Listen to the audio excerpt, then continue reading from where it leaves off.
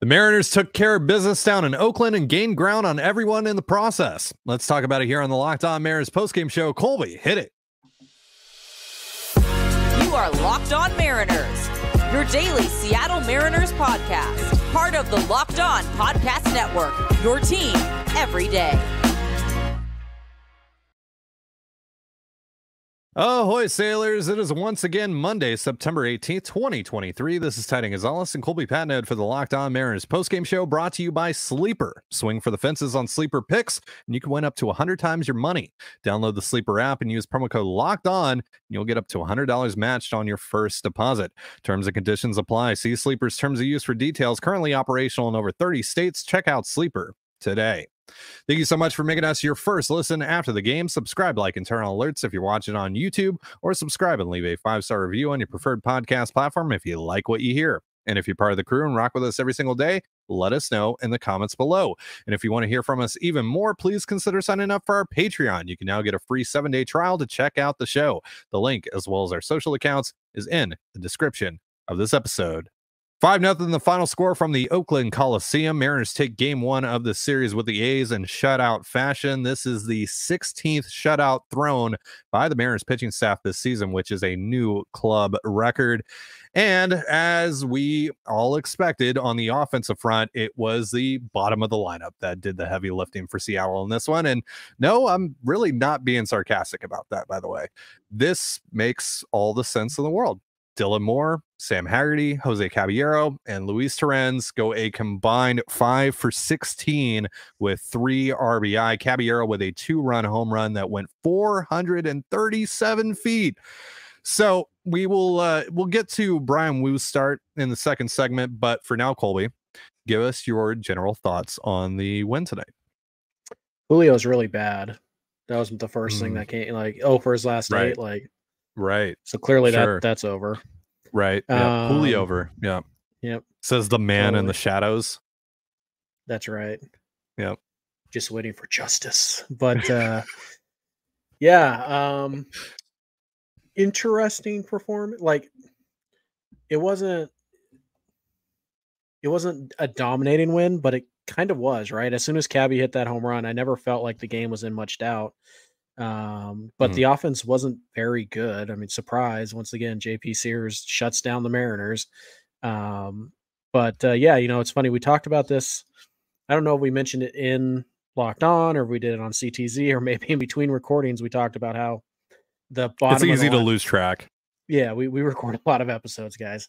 Yeah. But we had talked about naturally, somebody's going to come out of nowhere and just have a game tonight and turn this whole thing around. And it was Cabby. It was certainly Cabby, 2 for 4, a couple hard hit balls, a Julio-esque home run that just absolutely leaned on, crushed on. I don't think it's physically possible for Caballero to hit a ball further, for him to hit a ball further. That might be the hardest hit home run that he'll ever have in his career. Yeah, it probably will be. Also added a stolen base, so home run, stolen base, nice little combo meal there. It was nice because Teoscar had a hit late, but he didn't really do much. Julio didn't do anything whatsoever. Ty France was terrible again. It's not like Cabby was just adding on. Cabby was a really important part of this offense tonight, as was, by the way, Luis Torrens, who was good enough at the plate. Big RBI double, also drove a ball pretty deep right field. We saw the opposite field power we remember from Torrens. And the beauty of it is that you got something from him, and you gave Cal Raleigh a full day off. Raleigh didn't play in this game. That is huge. And it's because, you felt good about Torrens giving you a quality at bat. The bottom of the order, those two guys. And then JP at the top also, I would think, reached base 3 times tonight. Couple walks, single. He reached base 4 times. All right. Okay. Yeah, 3 big walks, RBI single. Yeah. After the Mariners leave the bases loaded with 1 out, because of course they do, against a guy who threw 6 strikes the entire inning. Sure. That was not a very. We're not going there. We just won't. I'll spare you that for today. Yes, and you hope it's a small thing, but maybe, just maybe, it turns things around for him. Gino, couple hard hit singles late in the game. Yep. He was abysmal in his first 2 or 3 at bats. Again, 92 down the pipe, and he's swinging through it like it's 115 miles an hour. But again, a couple base hits, 108. I think both of them were 108 off the bat. He also had a couple walks. Like, he only generated an out in one of his at-bats or one of his plate appearances. Yeah. Right. So good night for Gino. Needed it. Needs to do it again and again for it to really matter. But good to see at the very least, because again, you didn't get anything from Julio. You didn't get anything super impressive from Teoscar. You didn't get anything from Ty France, which, I mean, at this point, it's more of a news story when you do get something. All right, but poor Ty France, because he had 4 hard hit balls today, and he went 0 for 5. I don't care. Bats were still awful.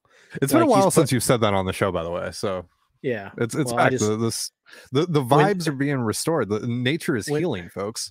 When you swing through 91 8 times down the middle of the plate like Ty France did today, I don't care how many hard hit balls you had. Sure. So yeah, it's.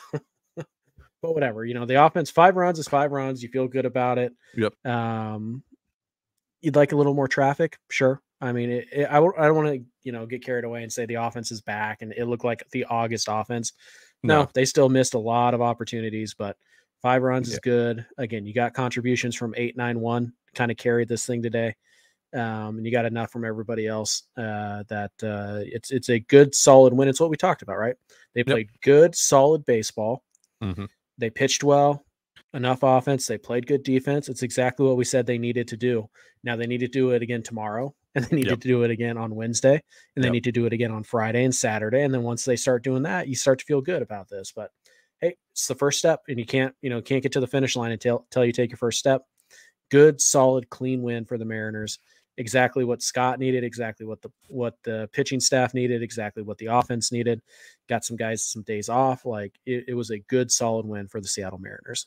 Yeah, this is the get right series, or it needs to be for this team, and a good first step for them. So hopefully they keep it going here, and they can get back on track before that massive series with the Rangers begins on Friday.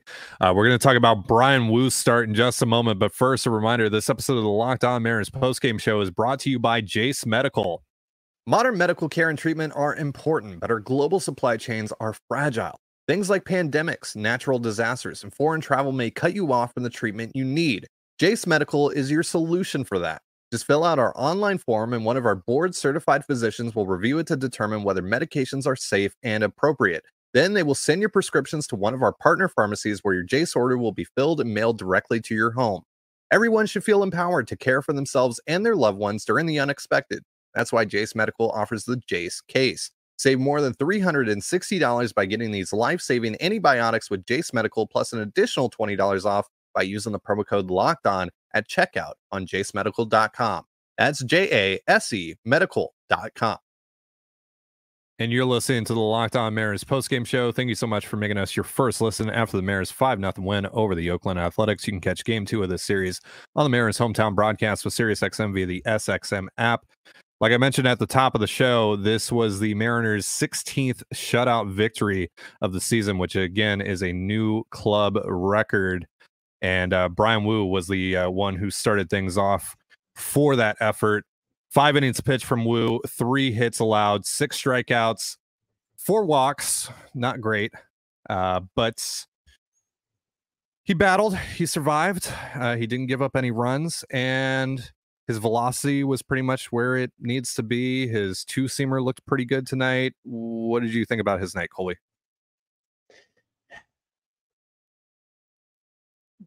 Better than mid, but not much. Sure. You can't walk 4 guys like that. That's all jokes aside. You can't walk 4 guys, particularly with this bad of a lineup that you're facing. That's not a reasonable number. That's not a good thing in any sense. So it needs to clean that up. But yeah, overall tonight, pretty good. It was, pretty typical Bryan Woo game plan. Fastball, 2-seam, heavy. It was, let's see here, 80% fastball tonight. And if you count the cutter as a fastball, it was 92% heaters tonight. So, but he did get some good results on those pitches. 8 whiffs on 19 swings on the 4-seamer, 42% whiff rate. That's pretty impressive. And then the 2-seamer, 36% whiff rate on that. So overall, solid night on the whiffs. He obviously 6 strikeouts in 5 innings is pretty good. I thought he was fine. There were a few times I was a little concerned. The velocity dropped to like 92 for a couple pitches, and then it would jump back up to 94, 95. I'm not sure if that's by design or maybe that's the cutter, and it just didn't look like a cutter. Tough to say, but overall, I thought Woo was pretty solid tonight. Not a lot of hard hit balls, so really just the walks. The walks are the thing here. It's a little bit of a concern, but this late in the year, he got through 5. After the first, it looked like you were maybe going to get 2 or 3 out of him, but he was able to kind of pitch through traffic for the first really 3 innings of this game. Yeah, overall, Woo was pretty good tonight. He was about all you can reasonably expect from a guy who's doubled his career high in innings pitched this year. Getting this late into September, he got an extra day off from his last start. He's going to get another extra day off between this start and his next. So, the Mariners have kind of moved him around to get him those extra days, and hopefully that helps because you still need Woo to be a viable major league, back end guy at the very least for the next 2 weeks. And tonight he was that. He was definitely, even with the walks, he definitely looked like, a number 4 starter. If you can just clean up those walks going forward and keep the swing and miss stuff he had tonight, then he's going to look like a number 3 like he was for a pretty decent chunk of his rookie season. So good night for Woo. I'd stop short of calling it great. Yeah, for sure. His next start is slated for the final game of that 3-game series against the Rangers down in Texas, which is the site of his nightmarish MLB debut. Hopefully that goes at least a little bit better than it did the last time he pitched down there. The Mariners are absolutely going to need that, and hopefully he can take the good things from this start and apply them to that start. I mean, last couple times out, his stuff has at least looked pretty good. So yeah. Yep. Also, bullpen for the Mariners in pretty good shape. They use Saucedo for an inning. They use Topa for an inning. Both of those guys had fairly quick innings. Saucedo went 16 pitches. Topa went 10. Trent Thornton came in, had kind of a shaky outing in the 8th, but didn't give up a run. 17 pitches for him, gave up a couple hits. Isaiah Campbell walked a guy in the 9th, but was able to close the door on the A's. The Mariners walked 6 guys tonight, struck out 8. That is not a great ratio, to put it lightly. But thankfully those walks did not come back to bite them tonight. But they're definitely going to have to get that under control tomorrow. But obviously that's not something that you typically see out of this Mariners pitching staff. So probably nothing to be too concerned about there. Just an off night for everyone across the board. And it's mostly Woo doing the heavy lifting on that front with the walks. Yeah, also Mariners offense, 6 strikeouts to 5 walks. So better job of controlling the zone tonight, offensively at least. And Saucedo should be available tomorrow. Topa only threw 10 pitches. He should be available tomorrow. None of the relievers threw more than 17. So in theory, they're all available tomorrow. But the big thing you did here is you didn't have to use Brash. You didn't have to use Munoz. Those guys have now had 2 days off in a row. And you have 2 days until your next day off. So those guys should be available for the next 2 games without really any restrictions. So bullpen did its job, some traffic generated mostly on the walk. Thornton gave up a couple of hits, but overall it was solid. You didn't have to use your big guns. You never got into a spot where you felt like you needed to get those guys hot and up and going. Thornton a little bit there, but he got a big double play in the middle of the 2 hits to kind of ease that tension. So overall solid night for the pitching staff. Again, I'd stop short of great. It's not a good lineup, but they only gave up 5 hits and they threw a shutout. So it's a little tough to be super critical, but again, the what do we say? The 6 walks, like that's got to get better. So how many double plays did they turn tonight? I feel like it was quite a few. At least 3. At least 2. It was 3. I don't have the normal box in front of me, so it's a little hard to. I'm looking at StatCast. Yeah, but they were able to get some timely double plays tonight, so that was nice. Like you mentioned, the Thornton one really helped to keep that from snowballing because he wasn't great tonight, but he battled just like everyone else tonight. battled. So yeah, overall, good night for the Mariners down in Oakland, and even better night for the Mariners around the league. We're going to talk about that in just a moment. But first, a reminder, this episode of the Locked On Mariners postgame show is brought to you by Sleep. All right, folks, the MLB playoffs are right around the corner, which means the clock is ticking on your chance to 100 times your cash on daily fantasy baseball. Pick more or less on stats for your favorite players like home runs, hits, strikeouts, and more for up to a 100 times payout on Sleeper. Get your picks right, and you could win big, my friend. If things didn't go well in your home league this year, no worries. You can still salvage the fantasy baseball season over at Sleeper. There you can pick the players you want and call your shot. And when you use the promo code Locked On, that's LOCKEDON, you'll get up to $100 matched on your first deposit. Terms and conditions apply. See Sleeper's terms of use for details. Currently operational in over 30 states. Check out Sleeper today. And you're listening to the Locked On Mariners postgame show. Thank you so much for making us your first listen after the Mariners 5-0 victory over the Oakland Athletics. Again, you can catch game 2 of this series, Luis Castillo versus Paul Blackburn, tomorrow night on the Mariners hometown broadcast with SiriusXM via the SXM app. So the Mariners got a lot of help around the league. They gained ground on everyone tonight. The Rangers bullpen imploded again. The Red Sox beat the Rangers 4-2. And the Astros had a back and forth with the Baltimore Orioles, but Cedric Mullins played hero, hit a 3-run home run to take the lead late in that one and secure an 8-7 victory for the O's over the Astros. And the AL West just continues to be an absolute mid-off. I think the Astros and the Rangers are both now 7-9 this month. The Mariners are 6-11, 6-10 this month, something like that. This is definitely not the battle for the division that we thought it was going to be heading into this month. But thankfully, this is, despite how poor the Mariners have been this month, has kept them in the running for both the division and obviously the wild cards. So big night for the M's, who are now tied with the Rangers, but the Rangers just need 2 wins over the Mariners for the tiebreaker on that front. I mean, whatever happens in those series, I mean, the tiebreaker is not going to matter at the end of the day, so we don't really need to keep that in mind. Maybe I'm sure there is a way for that to end up mattering, but I doubt it. If Texas is up by 1 game when you start your 7 of 10 against them, and you go 4-3 against them, they win. Yeah. If you're tied with Texas, then going into the first, if you're tied with Texas going in on Friday, then the tiebreaker is not probably going to come into play. So right. So yeah, big night across the board. Like I said, what do you think about all of it, Colby? Yeah, you certainly needed it. We talked about today how you can't just sit here and be like, well, it's okay because Texas lost, and it's okay because Houston lost, and because you lost 2. You lost a game. You have fewer opportunities to catch the team in front of you.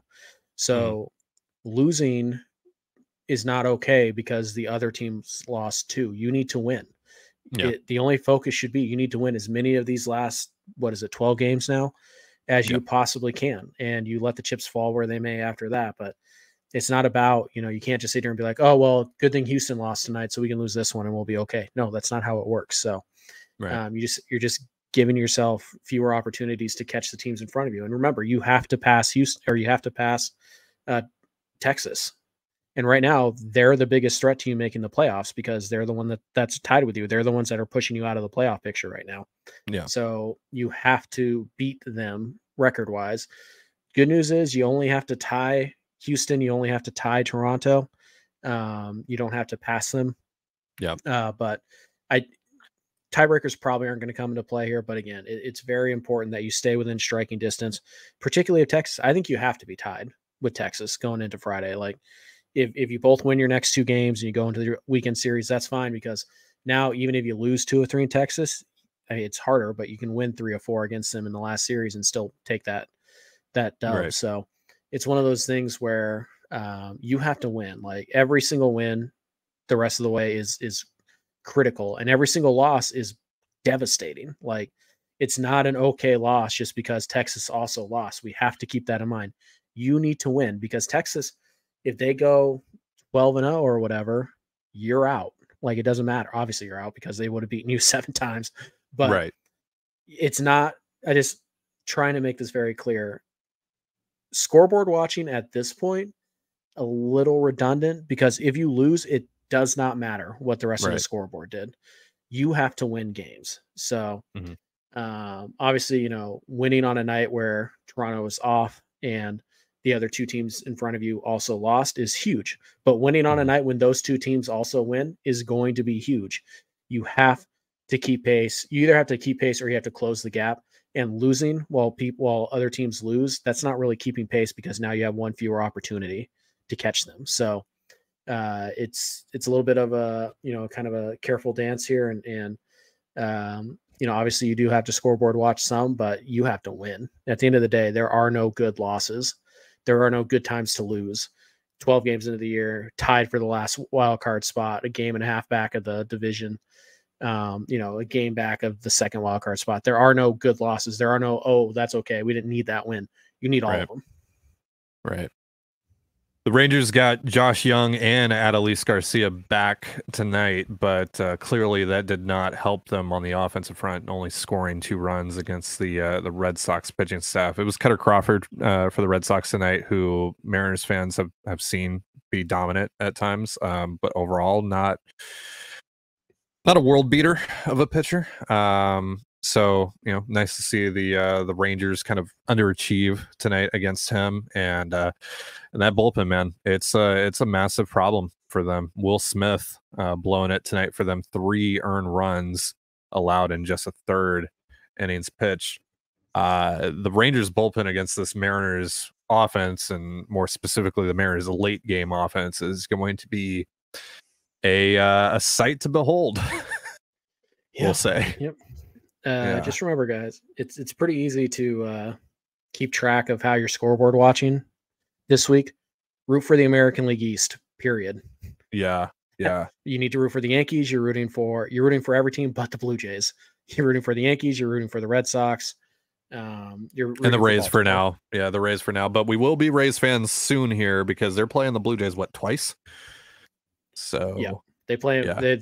The Rays are the Blue Jays Texas, if that makes sense. And the Rays and the Orioles, like, they're gonna still be going for it here for a while, because they're both neck and neck for that division. So they're not going to be taking their foot off of the gas anytime soon, because they have basically a bye week on the line that they're fighting for. So that's massive for both of those teams. So you're going to get a very motivated Rays team playing the Blue Jays. You're going to get a very motivated Orioles team over the next couple of days playing the Astros. So that's nice that both of those teams don't have anything in hand here, and they have a lot to play for in these series. So yeah, we'll keep an eye on things. Obviously, scoreboard watching is pretty much mandatory at this point if you're a fan of a team in the playoff race. But if you're a Mariners fan specifically, you need this team to win. You need this team to win games. You need them to take advantage of opportunities like they did tonight. And you need them to take care of a bad Oakland A's team the next couple of nights before they head into that gauntlet. The playoffs basically start for the Mariners on Friday. We keep on saying this on and on and on for the last few weeks, but it's true. The playoffs truly start for this team right after the off day. So yeah, the number of mistakes you get to make are determined by the next 2 games against Oakland. So yeah, your room for error will be. I mean, we'll see once we get there. But yeah, 8 more wins and you're at 90, which I think is the magic number in terms of win total to for sure get in. I mean, you might have a shot to get in with like 88, 89. We'll see, but it feels like you're pretty safe at 90 wins. So win 8 more games and I feel pretty good about your chances, but long road to get there, and you need to take care of business the next 2 nights down in Oakland, and you'll have Luis Castillo going tomorrow. The A's have been kind of a problem for him in the past, which is wild to say. But he's got to step up. Yeah, Castillo, obviously, he's had some good starts lately, but he hasn't had great starts. You need him to be the ace that he's supposed to be tomorrow night. Absolutely. He needs to be the $130 million pitcher that you paid him to be tomorrow, for the rest of the year, but especially, tomorrow's the first day. Speaking of maybe underachieving a little bit, Ty, we didn't celebrate this yesterday because we weren't, on the air yesterday. What are we celebrating? Well, Ty, in what is the crowning achievement of underachievement, the Los Angeles Angels of Anaheim officially locked in yet another losing season. Wow. Giving them a grand total of 0 winning seasons in the Shohei Ohtani era or in the post Jerry Dipoto era. Yeah. The Dipoto curse. The Dipoto curse lives on. Man, he crushed that team for 8 years after he got them to the playoffs. Like, it's all his fault, man. The only guy to get him to the playoffs in the last decade, and it's his fault that they've finished below 500 8 years in a row now, 9 years in a row, despite having the two best players arguably in the history of baseball playing side by side for a good chunk of that. So good job, Angels fans, you pathetic losers. Gonna be real with you, I thought they locked that in like a week ago or 2 weeks ago because they've been so bad. They've been so bad recently. They lost their 82nd game. So, and on the flip side, Mariners locked in a winning season tonight with their win, which that was a foregone. But sure, it was a foregone conclusion anyway. But something to. Maybe not for you. Really bad. They were maybe not for really bad. Maybe not for you, but still, My only regret is that we weren't the team to deliver the 82nd loss for the. Mariners, but what are you going to do? We are going to be Angels fans at some point here towards the end, though, because they are playing the Rangers in between the two Rangers series with the Mariners. So never. I might be. Nope. Just sweep Texas, and then it doesn't matter. Sure. All right. Any closing thoughts before we get out of here? Screw you, Los Angeles Angels of Anaheim. Sure. You suck again, officially. Ha. Losers. Yeah. Good thing you got absolutely nothing for Shohei Ohtani except for a 4th round pick because nobody fell for your BS and claimed Grichuk again. So sorry, you missed the luxury tax threshold by like $50,000. How are you this bad at everything? Anyways. Yeah. I hope Edgar Quero becomes like an all-star for the White Sox. That'd be great. That'd be great. All right. That's going to do it for our show. Thank you so much for joining us here on the Locked On Mariners postgame show. For Colby Patnode, I'm Trident Gonzalez. Be sure to give us a follow on Twitter at LO_Mariners. Follow me at Dane Gonzalez, that's DANEGNZLZ, and Colby at CPAT11, that's CPAT11.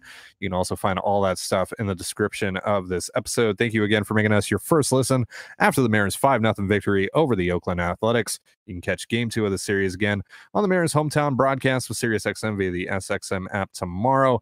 Have yourself a beautiful baseball day, and we'll see you next time. Peace.